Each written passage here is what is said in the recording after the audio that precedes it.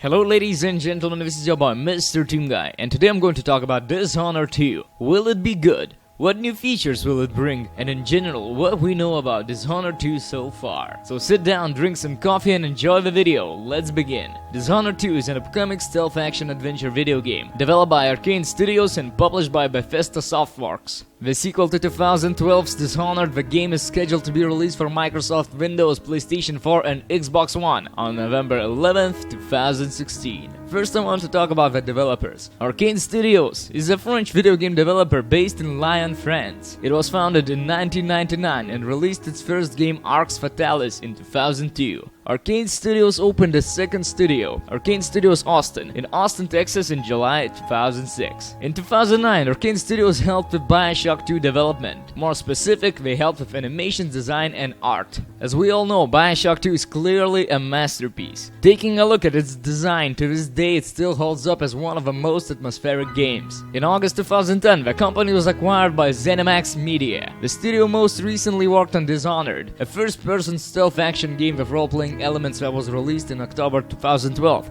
and received critical acclaim. Sure, it's a safe bet that Arcane Studios will deliver a great atmosphere in Dishonored 2. Fun fact, I found out that Arcane Studios actually worked on so-called Half-Life Episode 4. Actually, it was called Half-Life Return to Ravenholm, but it was cancelled by Valve due to creativity constraints we would have had because the game was supposed to take the place before Half-Life Episode 2. But enough about that, we can clearly see they are trustworthy developers, kudos to that. Dishonored was not developed with a sequel in mind, but ideas for one began to emerge during the development of its downloadable content. The impact that Emily had on players in Dishonored, which changed how the game was being played, made the developers decide to continue her story and give her more depth in Dishonored 2. The choice to include Corvo as an alternative player character was itself a late decision. All through this meant moving the timeline along. Arcane did not want to go too far for fear of losing the series' fantasy/steampunk vibe. Okay, so let's talk about the gameplay. After playing as Empress Emily Colvin during the prologue of Dishonored 2, players can decide to play either as Emily or as Corvo Atano. Players can choose whether to play stealthy or not, and can finish the game without taking a life. Dishonored 2 introduces non-lethal combat moves, and features the Chaos system used in the first game. The player gains Chaos by killing characters representative of a player destabilizing the world. The game adds a new elements to the system where at the start of a mission, random non-player characters are procedurally assigned one of the three stats: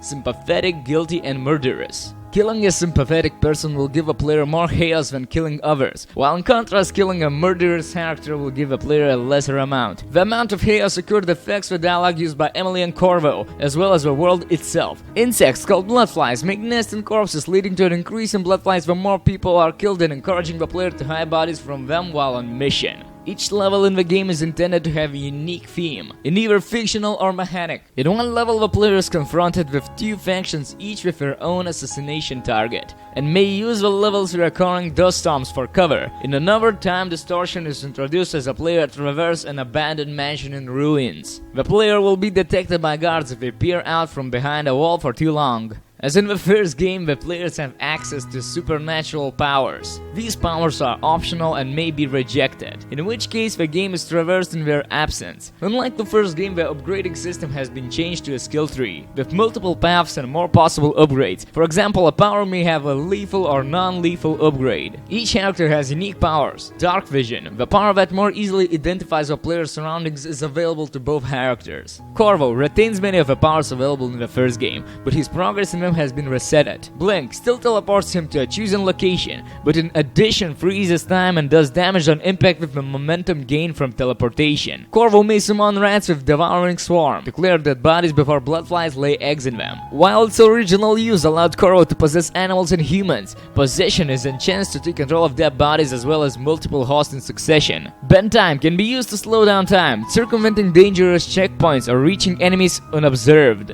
Emily has new powers including Far Reach, which allows her to pull objects and enemies towards her, and travel without physical movement by collapsing onto something to propel herself forward. She can use Mesmerize to distract her enemies, moving them into a state of sedation. Domino permits Emily to connect several of her enemies together so that we share the same outcome. With Shadow Walk, she is turned into a shadow cloud that moves swiftly and changes tangibility at will. Doppelganger is useful for conjuring a clone of Emily in order to misdirect her opponents and is helpful to work alongside Domino. So yeah, the gameplay should be nothing more but awesome. If it's at least something like the first Dishonored, I'll be jumping out of my seat like a fucking happy bunny. That's a bad comparison, but who gives a fuck?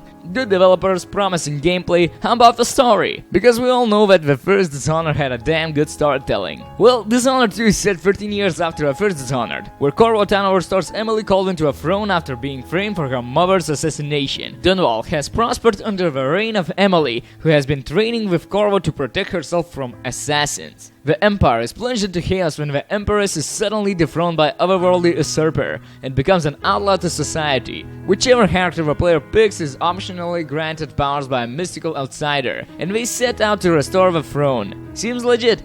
I have nothing against these Hamlet-like storylines. Should be good. Okay, so what do we know so far? You can play either as Emily or Corvo. There's a new city called Karnaca and it will be fucking awesome. From trailers we see that the world's technology has improved, and that means the robotic enemies will be really tough to beat, while also adding more depth and challenge to the gameplay. As always, there will be a world that's affected by our gameplay actions. Oh, and by the way, when I watched the Dishonored 2 trailer, the grossest part of the video showed some horrible bird flying out of intestinal hive. The rat plague is gone or had some sort of mutation, and this is the disgusting result. Will swarms of these birds swoop down to eat corpses you leave? Can we be summoned or possessed? Looks really interesting. I still can't believe Dishonored 2 is coming out this November, and it's really promising so far. Well, I think I said everything I know so far. I hope you enjoyed the video. By the way, if you watched the whole thing, holy shit man, I'm not as annoying as I thought. And I just ruined it. Well, thanks for watching and have a nice day.